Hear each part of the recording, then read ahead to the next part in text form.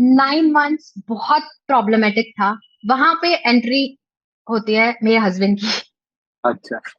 Beatitude अगर आज बचा है ना, तो मैं उसका पूरा क्रेडिट पुष्कर को देती हूँ। वाह। क्योंकि अपनी सेविंग्स में से जहां पे लोगों को निकाल रहे थे जॉब से, रिप्लाई नहीं कर रहे थे, उस टाइम पे पूरे 50 लोगों को सैलरी देना हर मंथ, फॉर वो नाइन बहुत मंथ्स डिफिकल्ट था, बहुत डिफिकल्ट था।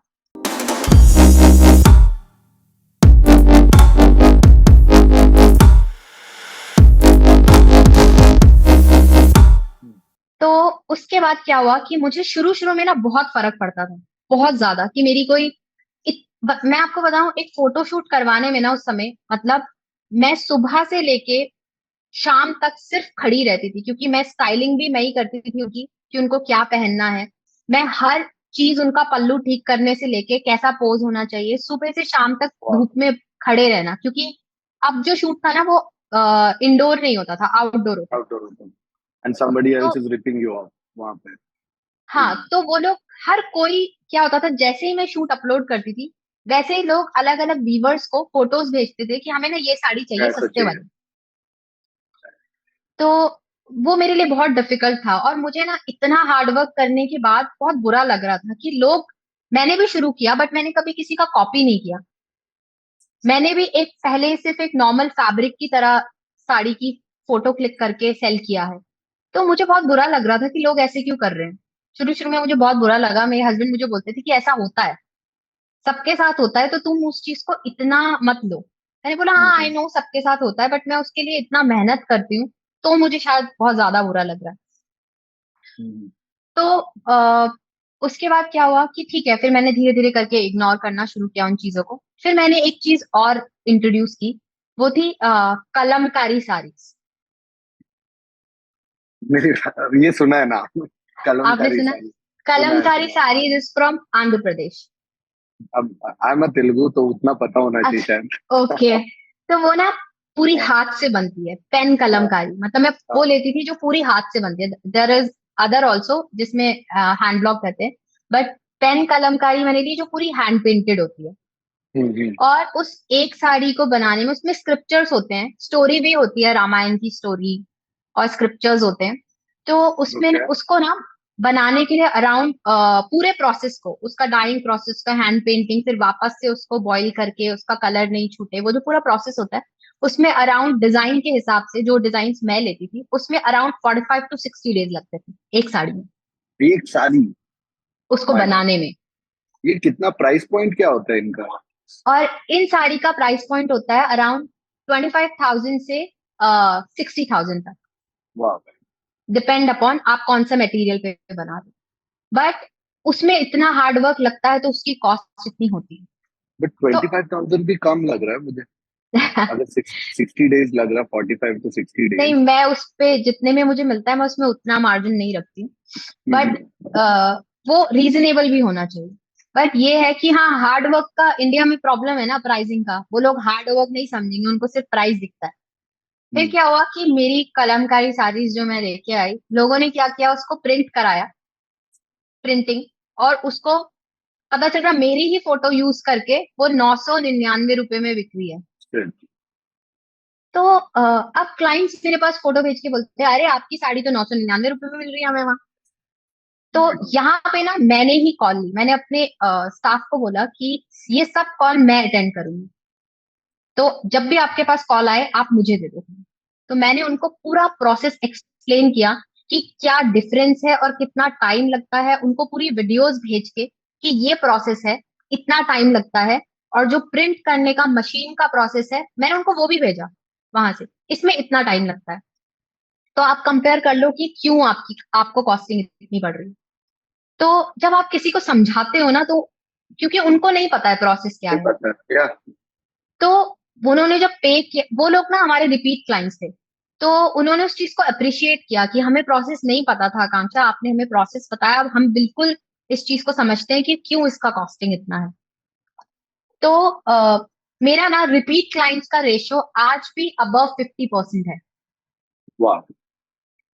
तो मैं हमेशा अपने टीम मेंबर्स को भी यही बोलती हूँ कि आप अपने सारे क्लाइंट्स को उसी तरीके से ट्रीट करो, चाहे वो आपसे रोज ऑर्डर करते हैं, आप उनको फर्स्ट टाइमर की तरह ही ट्रीट करो, उनको वो ही ग्रैटिट्यूड के वही साथ। सर्विस। एग्जैक्टली, क्योंकि ना वो बहुत इंपॉर्टेंट है मेरे लिए।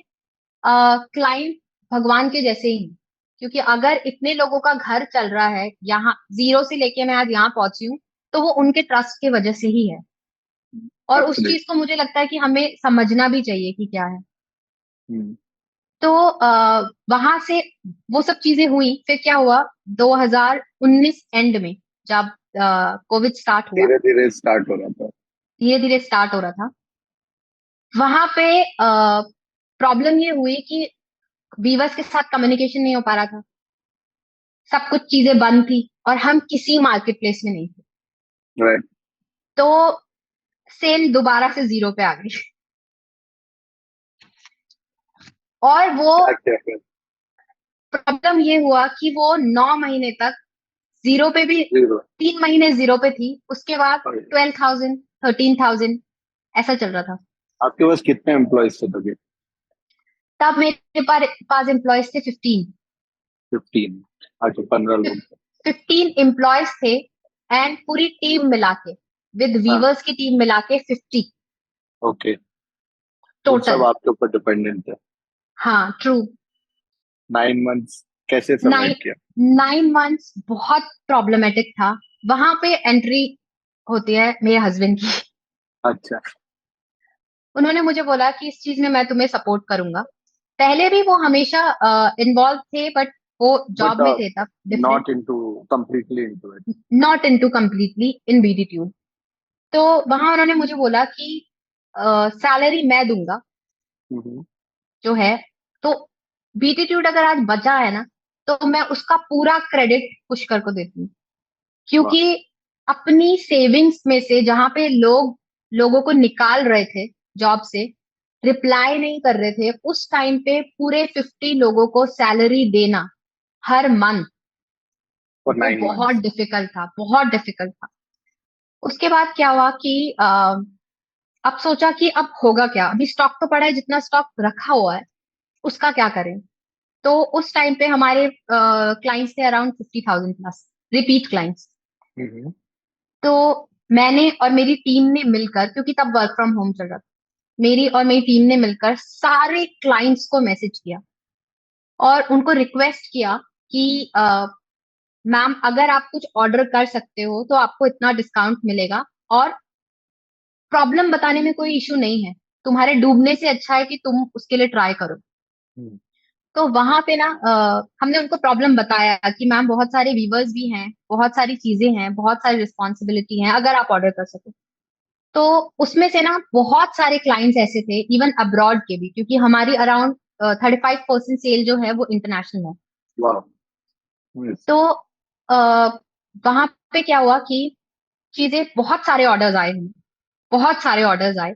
चीजें, बोलते हैं ना, जब आप कोशिश करते हो तो भगवान भी आपका साथ देते हैं। तो वहां पे चीजें धीरे धीरे सही होने लग गई। ओके। फिर वहां पे this repeat was in orders भी आने, 2020, राइट? 2020। 2020 पे। ठीक है।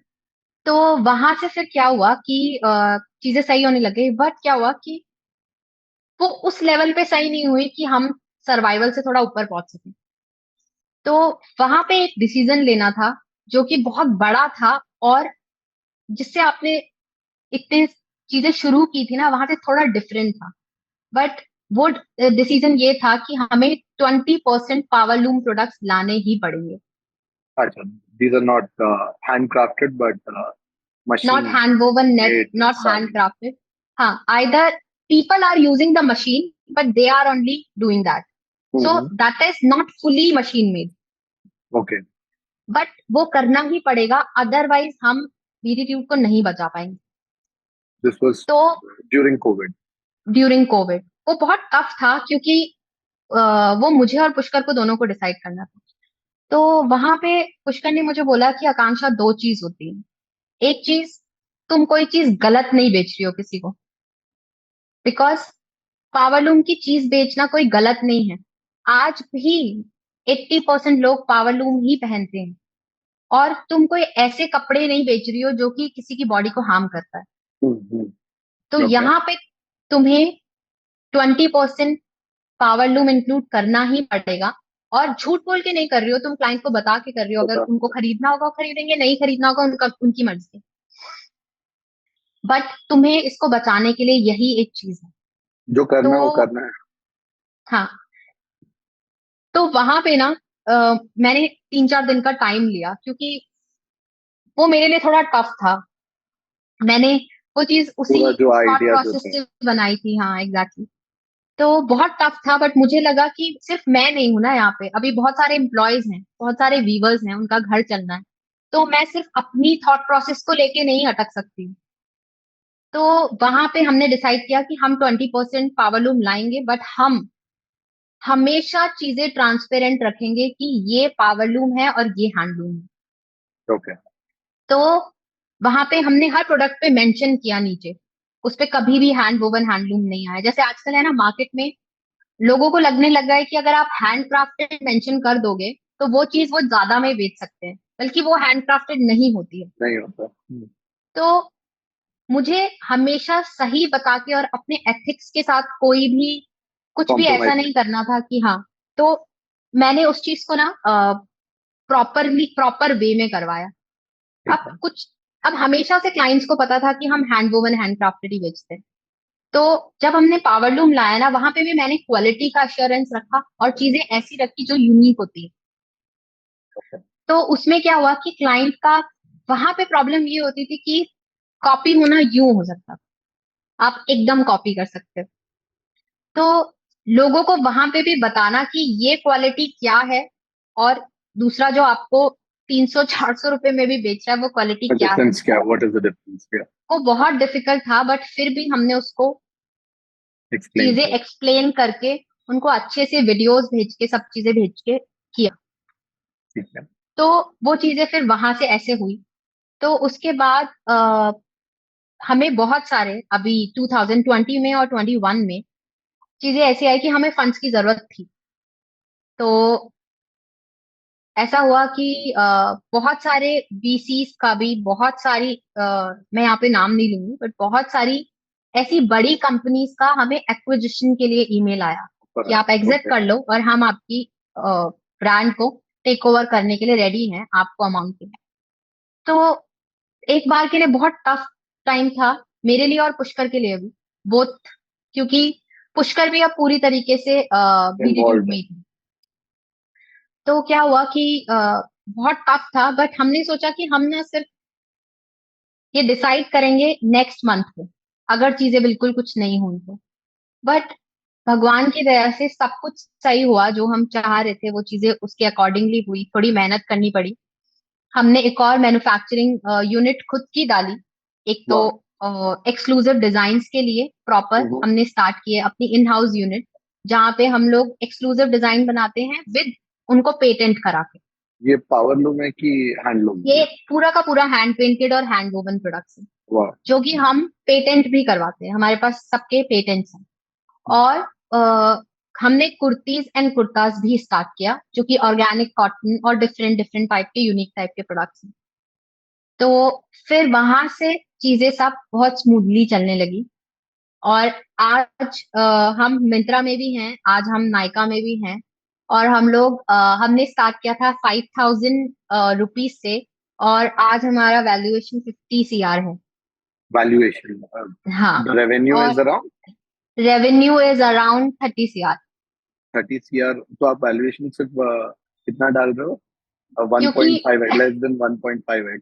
नहीं, मैं इसलिए डाल रही हूँ क्योंकि मैं आपको बताऊं, मुझे वीसी फंडिंग का और ये सब नहीं पता है, क्योंकि नहीं, मेरे बट पास आप इतने सारे 30 करोड़ रुपए का बिजनेस करना सारी में, इट्स नॉट हाँ। Easy to do. लोगों को लगता है कि वीसी फंडिंग, $1 billion यूनिकॉर्न बनाना, that's the that's the only business, that's what these newspaper और जो मीडिया आर्टिकल्स उसमें ये सब लिखा जाता है। बट आपने जो किया है 30 crores and over a period of 7 years, it's a fabulous journey, which I think मैं यूजुअली बहुत बात करता हूँ कॉलेज पे जो है ना।